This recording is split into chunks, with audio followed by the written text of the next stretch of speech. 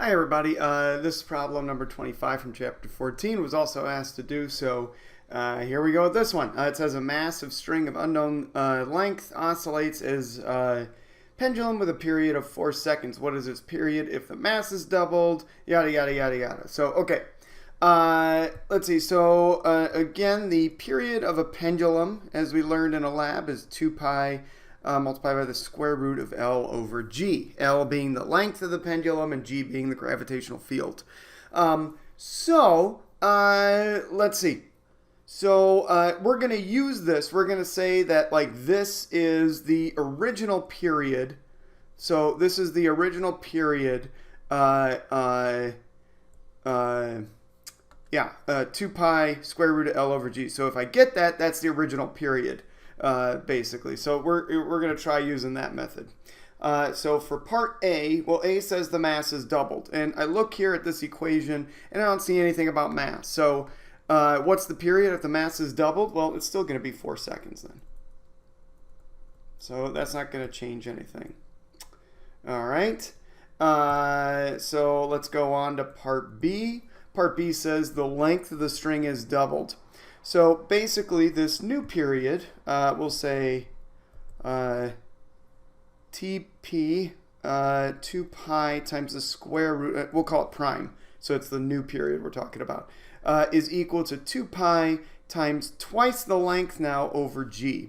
And so my goal here is to try and make this look like this, because if I can do that, then I could just replace this with the original TP, the original period of the pendulum, and that'll, get that. So I think what I'm going to do is I got a 2 in here, a square root of 2 in here. I'm going to pull that square root of 2 out of this equation. So it's going to be TP prime is equal to the square root of 2, and all this multiplied by 2 pi times the square root of L over G.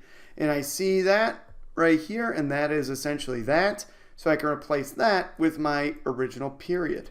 So it's going to be the square root of 2 times the original period, TP. And the original period, as they told me, was 4 seconds. So replacing all that, that's going to be the square root of 2 times 4 seconds. And I get that the new period is going to be, what's 4 times the square root of 2? About 5.66. So 5.66 seconds, and there you go. All right, now let's do part C.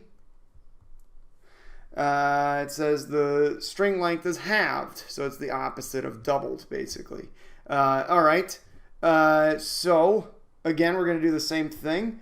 We're going to say TP prime. We're just going to say TP prime again.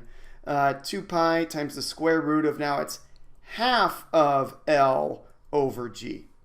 Again, I'm going to do the same thing. I'm going to try and make this look like this, because then I could just replace it with TP. So I'm going to pull out the 1/2. So it's going to be TP prime equals the square root of 1/2, and then times 2 pi times the square root of L over G.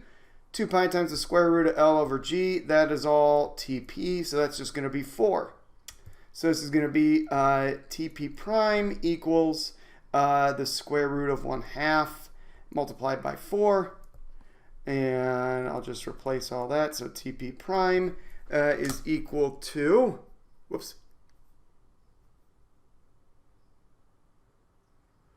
times 4, so square root of 1/2 times 4 is 2.83.